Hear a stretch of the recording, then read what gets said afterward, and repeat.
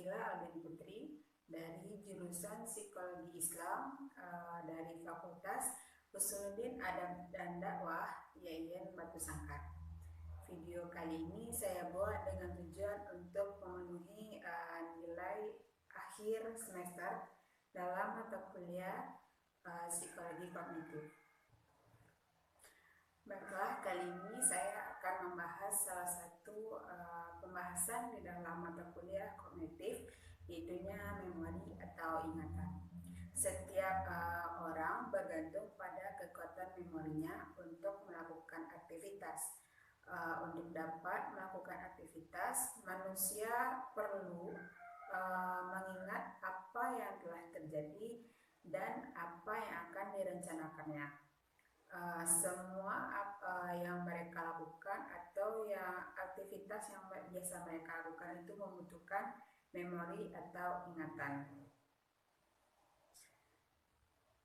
Pengertian dari memori itu sendiri adalah fungsi yang terlibat dalam proses mengenang masa lalu, keseluruhan pengalaman masa lalu yang diingat kembali, dan pengalaman yang khas atau tertentu yang paling diingat.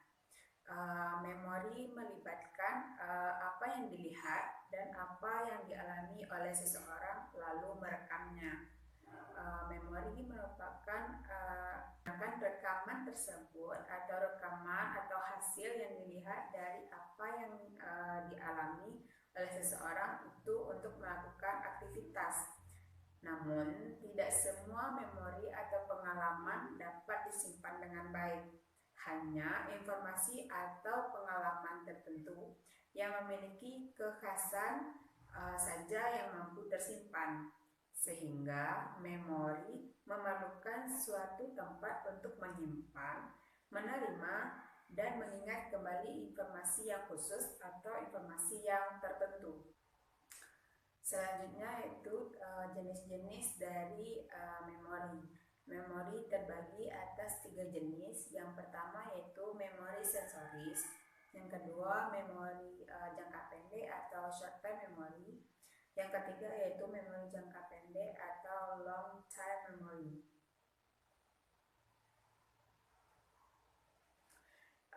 Yang pertama yaitu memori sensoris. Memori sensoris berkaitan dengan penyimpanan informasi yang diperoleh dari penerimaan panca indera.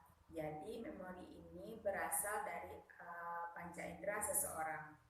Memori sensoris merupakan penyimpanan informasi melalui saraf-saraf dalam jangka waktu yang sangat pendek. Selanjutnya yaitu memori jangka pendek. Memori jangka pendek merupakan proses penyimpanan memori secara sementara, yang artinya memori ini tidak bisa disimpan lama atau tidak permanen. Memori jangka pendek bersifat terbatas baik dalam kapasitas maupun durasi. Informasi akan hilang dalam waktu 20-30 detik jika tidak diulang-ulang. Short term memory dibutuhkan ketika kita menyelesaikan sebagian besar tugas-tugas kognitif yang mencerminkan peran penting STM sebagai sebuah memori kerja yang menjaga dan memanipulasi informasi. Baiklah, selanjutnya yaitu memori terbagi atas 3 jenis. Yang pertama yaitu memori sensoris, memori jangka pendek atau short term memory. Yang ketiga yaitu memori jangka panjang atau long term memory. Yang pertama yaitu memori sensoris. Memori ini berkaitan dengan proses penyimpanan informasi yang diperoleh dari penerimaan panca indera. Memori sensoris merupakan proses penyimpanan informasi melalui saraf-saraf sensoris dalam jangka waktu yang sangat pendek. Selanjutnya yaitu memori jangka pendek atau short term memory. Memori jangka pendek merupakan proses penyimpanan memori atau ingatan atau informasi secara sementara, yang artinya memori tidak bisa disimpan lama atau permanen.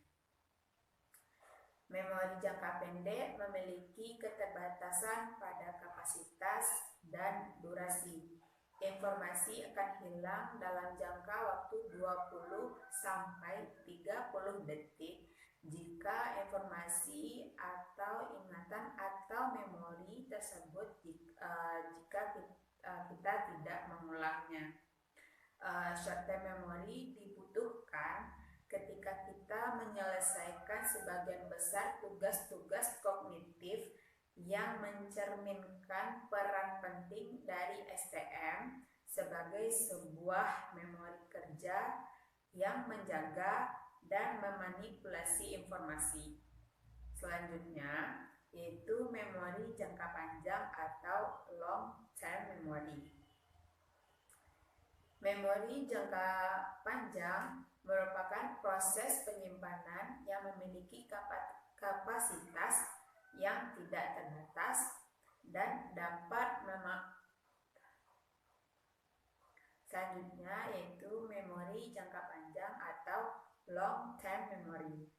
Memori jangka panjang merupakan proses penyimpanan yang memiliki kapasitas tidak terbatas dan dapat menahan informasi dalam jangka waktu yang sangat lama. Namun seringkali membutuhkan usaha yang keras untuk agar informasi atau ingatan agar sampai ke memori jangka panjang atau long term memory. Baiklah, selanjutnya yaitu fungsi dari memori. Memiliki fungsi yang khusus dan peranannya dalam membantu aktivitas tubuh manusia. Yang pertama yaitu encoding, yaitu memasukkan informasi. Encoding merupakan proses penyerapan persepsi dari informasi yang didapat atau yang diperoleh, kemudian dirubah menjadi sifat memori organisme. Proses ini cukup lama agar tersimpan dengan baik dan tidak mudah hilang. Proses encoding bisa terjadi secara sengaja ataupun tidak sengaja. Proses coding ini butuh beberapa waktu dan masing-masing orang akan menyerapnya dengan berbeda.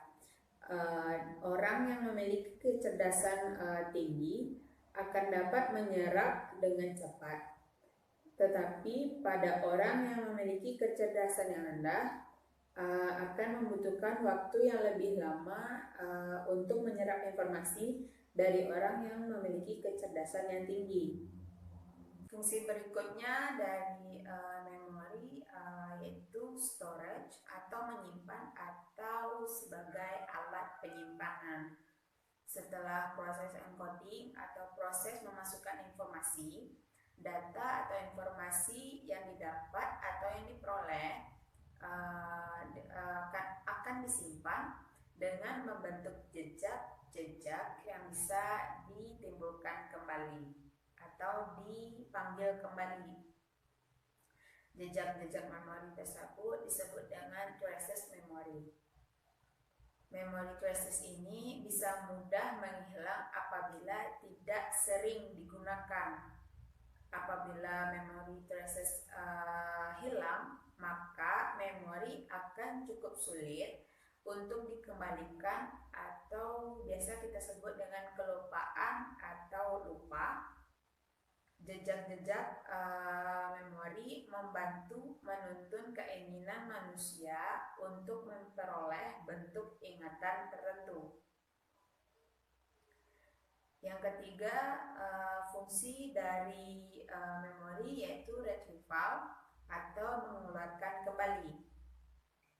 Fungsi ketiga yaitu menimbulkan kembali ingatan yang sudah tersimpan. Proses ini berkaitan dengan proses mencari informasi di dalam otak, menemukannya, dan menggunakan kembali memori tersebut. Cara yang digunakan untuk mengembalikan ingatan yang tersimpan yaitu melalui proses yang pertama yaitu recall, yaitu proses mengingat kembali dari masa lalu tanpa petunjuk yang ada pada organisme. Misalnya mengingat nama orang yang saat itu tidak berada di depannya. Selanjutnya yaitu recognize, yaitu proses mengenali informasi yang pernah disimpan melalui petunjuk, seperti jejak-jejak pada ingatan organisme. Selanjutnya, redintegratif, yaitu proses mengingat tentang suatu kompleks cerita yang panjang. Proses ini yang memberikan respon pada manusia dapat menceritakan suatu kejadian dengan runtut atau secara urut.